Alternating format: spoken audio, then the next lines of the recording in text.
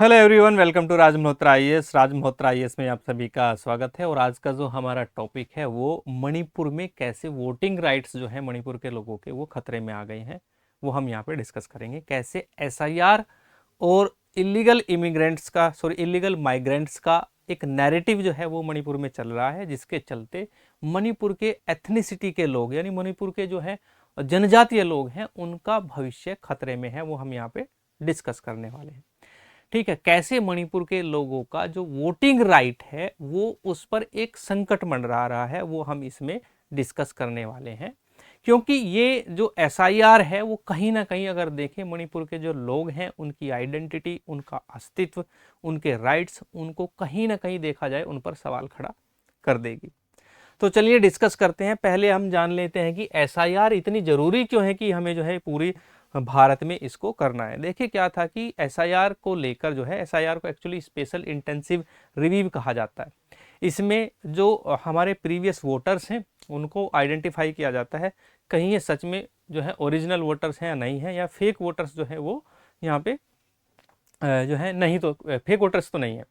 इसका करना क्यों जरूरी है? जरूरी इसलिए हुआ, बहुत सारे ऐसे स्टेट हैं, बहुत सारे क्या, अगर हम बात ही करें पूरे भारत में इलीगल माइग्रेंट्स की जो है वो भरमार है। नो डाउट जो है अवैध प्रवासी दुनिया भर के हैं, उनके पास आधार कार्ड, पैन कार्ड, उनके पास राशन कार्ड, और उनके पास जो है अगर देखा जाए तो वोटर आईडी कार्ड, सारी चीज़ें मिल जाएंगी आपको। आपके पास डॉक्यूमेंट जो है कंप्लीट नहीं होंगे, लेकिन अवैध प्रवासी के पास सारी चीज़ें मिलेंगी।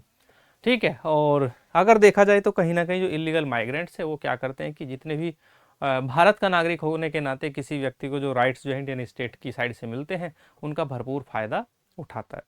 तो इसलिए सर्वोच्च न्यायालय ने जो है कहा कि कड़ाई से जो है एसआईआर को लागू किया जाए, और एसआईआर में ये जब पता किया जाए कि कितने लोग जो है यहाँ पे वैध हैं और कितने लोग यहाँ पे अवैध तरीके से रह रहे हैं। ठीक है।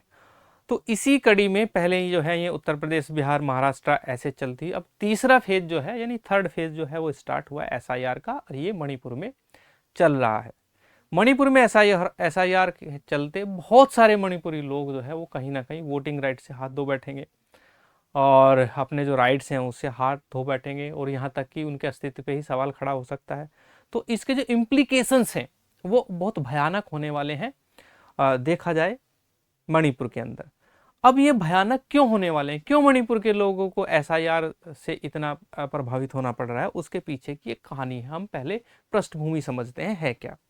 पृष्ठभूमि ये है कि अभी जो है पिछले अगर 6 महीने की हम जो है ट्रेजेक्टरीज को ले लें तो मणिपुर भयंकर जो है जल रहा था। मणिपुर में भयंकर हिंसा, उपद्रव, आगजनी, लूट, ये सारी चीज़ें हो चुकी हैं मणिपुर में ऑलरेडी।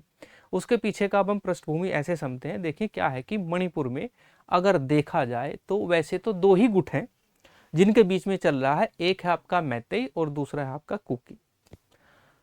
हालांकि इसमें तीसरा भी जो नागा वाले हैं, नागालिम वाले जो है 26% हैं, ये भी एंट्री कर गए हैं। अब ये जो है मसला कनौज ट्राइपार्टाइट स्ट्रगल की तरह, यानी कनौज त्रिपक्षीय संघर्ष की तरह त्रिकोणीय हो गया है।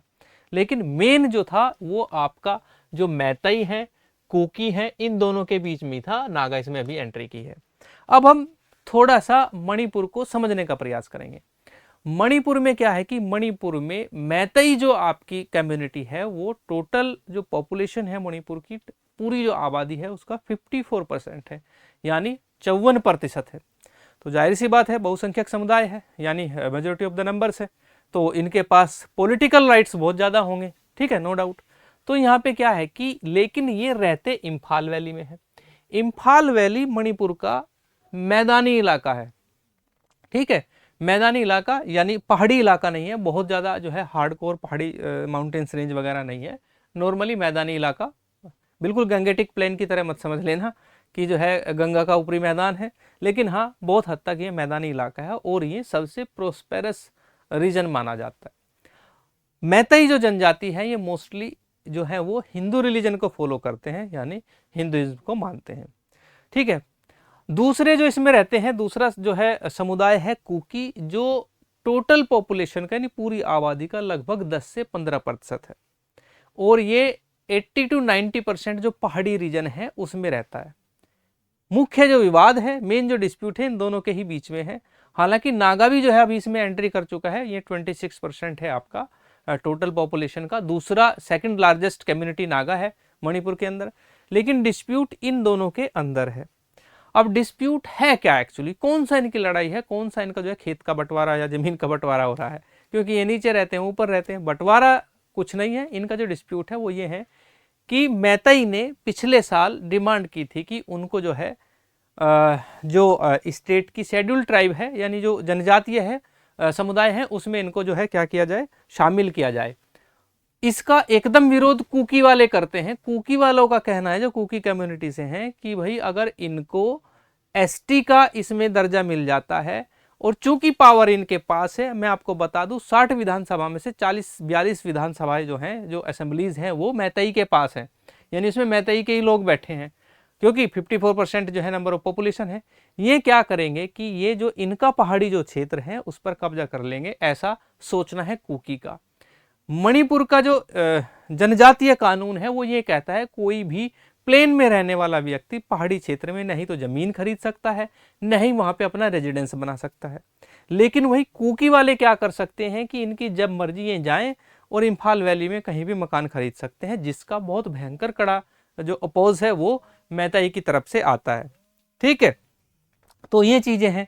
यहीं से डिस्प्यूट हुआ। डिस्प्यूट जो है ये आज से 6 महीने पहले हुआ। उसमें जो है एक 6 महीने पहले अगर देखा जाए, 5 से 6 महीने पहले इनमें क्या हुआ कि आपस में डिस्प्यूट होने की वजह से पूरे मणिपुर के अंदर आगजनी, लूट, दंगे फसाद हुए, जिसमें नियर अबाउट 260 प्लस लोगों की जो है मृत्यु हो गई और 60,000 जो है वो डिस्प्लेस्ड हो गई, यानी उन्हें अपने घर से विस्थापित होना पड़ा।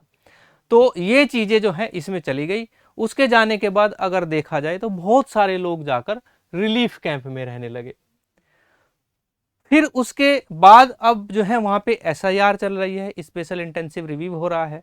तो उसको कैसे ये चीज जो है उससे कनेक्ट होती है वो हम यहाँ पे देखेंगे।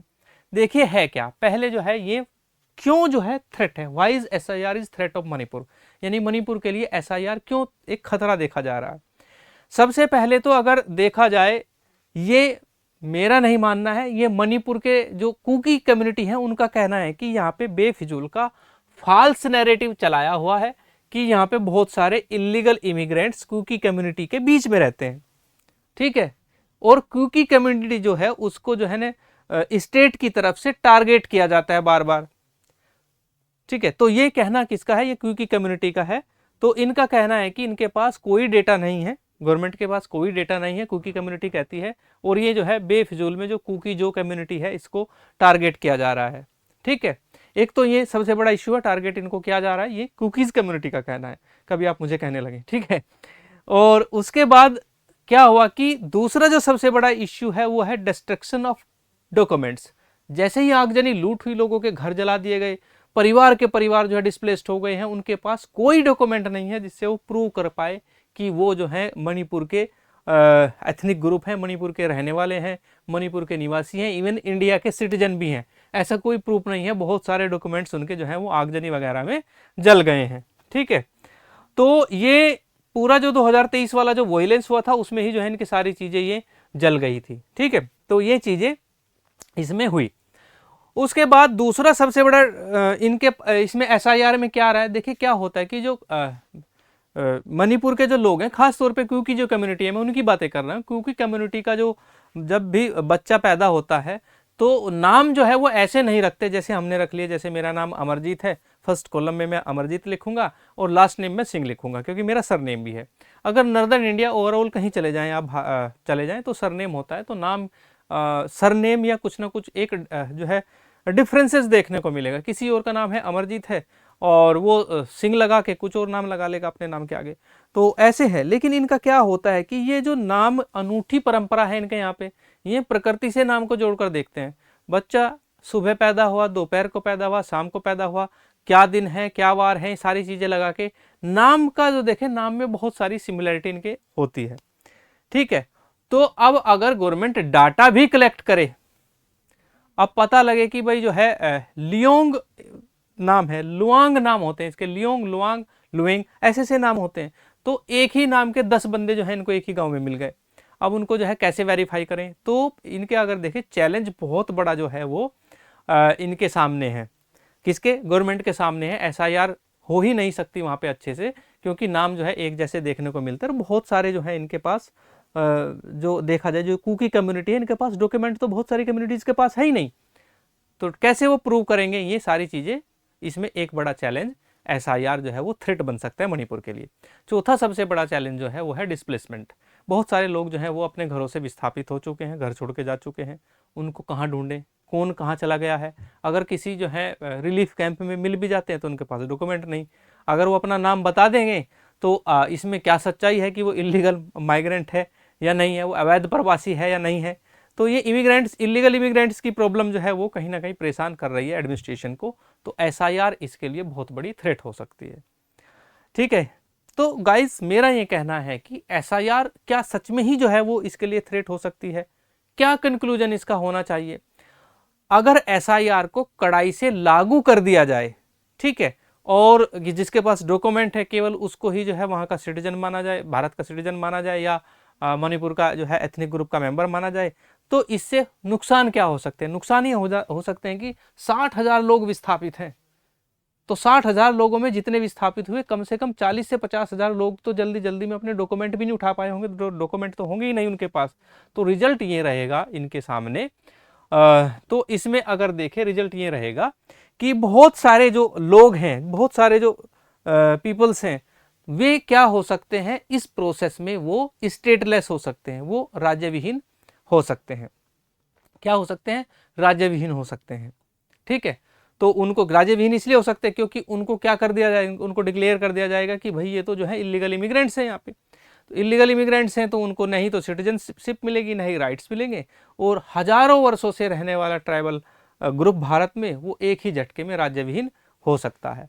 कुकीज़ का इसमें आरोप है, कुकीज़ कहते हैं कि ये एलिगेशंस हैं कुकीज़ के कि यहाँ की जो फोर्सेस हैं वो क्या करती हैं, उनके साथ जो है बायसनेस अपनाती हैं, यानी पक्षपातपूर्ण व्यवहार करती हैं, कुकीज़ को टारगेट किया जाता है, ऐसा कुकीज़ ग्रुप्स के जो लीडर्स हैं वो ऐसा कहते हैं। ठीक है, जिसके चलते दूसरा सबसे बड़ा कुकीज़ कह रहे हैं कि इनके पास जो है ना वो राइट्स नहीं है, क्योंकि इन्हें 6th शेड्यूल में प्रोटेक्शन नहीं दी गई है। ठीक है, 6ठी अनुसूची में प्रोटेक्शन नहीं दी गई है, तो इसलिए इनके पास राइट्स भी नहीं है। तो गाइज मेरा आपसे एक क्वेश्चन है, क्या सच में एसआईआर जो है वो जो एक बहुत बड़ा एथनिक ग्रुप है, ट्राइबल ग्रुप है मणिपुर का, क्या सच में ही उसको स्टेटलेस बना दिया जाएगा? आपकी क्या राय है हमें कमेंट बॉक्स में ज़रूर बताएं, और ऐसे इन्फॉर्मेटिव वीडियोज़ को देखने के लिए हमारे चैनल को लाइक करें, शेयर करें और सब्सक्राइब करें।